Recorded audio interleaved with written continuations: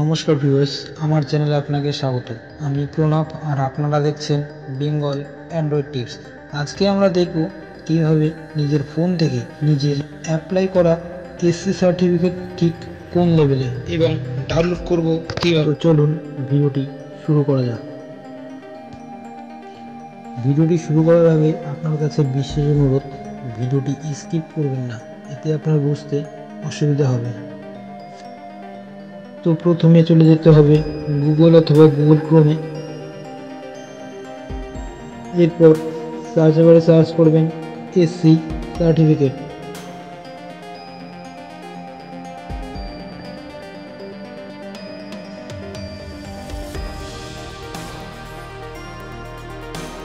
লিখে সার্চ করবেন। তো দেখতে পাচ্ছেন এখানে কাস্ট সার্টিফিকেট এবং একটু নিচে দেখতে পাচ্ছেন অ্যাপ্লিকেশন চেক, এখানে ক্লিক করে দেবেন। এরপর উপরে দেখতে পাবেন সিরিয়াল নাম্বার, এখানে ক্লিক করে দেবেন। একটু নিচে দেখতে পাবেন ডেস্কটপ সাইট বলে একটি সেটিং রয়েছে, এখানে ক্লিক করে দেবেন।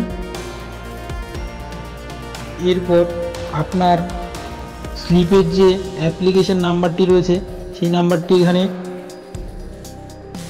বসিয়ে নেবেন।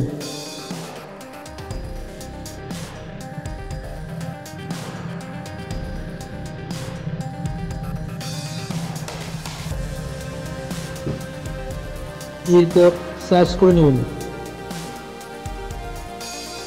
তো দেখতে পাচ্ছেন এখানে এই এসসিটি কমপ্লিট।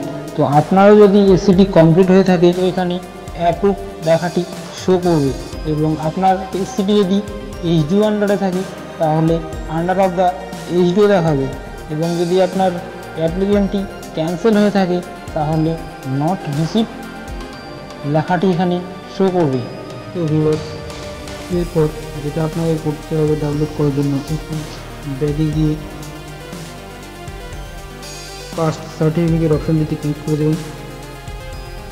এরপর একটু নিচে গেলে দেখতে পাবেন ডাউনলোড সার্টিফিকেট, এখানে ক্লিক করে দেবেন। এরপর এখানে দেখতে পাচ্ছেন অ্যাপ্লিকেশন নাম্বার অথবা সার্টিফিকেট নাম্বার। তো আপনার যে অ্যাপ্লিকেশন নাম্বারটি রয়েছে এখানে বসিয়ে নেবেন এবং নিচে যার সার্টিফিকেট তার নামটি এখানে বসিয়ে নেবেন।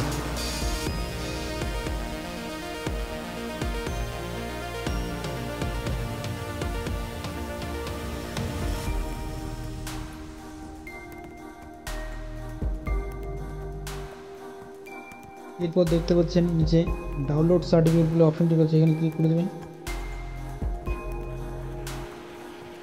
এরপর ডাউনলোড অপশনটিতে ক্লিক করে দেবেন।